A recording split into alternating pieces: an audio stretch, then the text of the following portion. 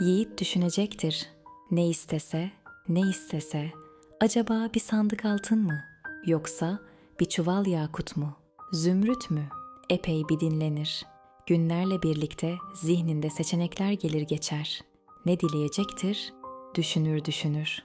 Karar verir, huzura çıkmayı bekler. Kabul edilir. Siyah kaftanlı, siyah şah, altın varaklı tahtta oturur, onu dinlemeye koyulur.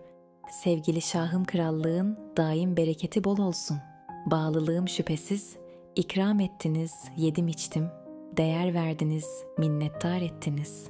Beni yanlış anlamayın, dileğim kendim için değil, ben bir yiğidim, aşım belli, yaşım belli, evsiz barksız yalnız dolaşırım, hayrım bana değil, tüm insanlığa olsun isterim.''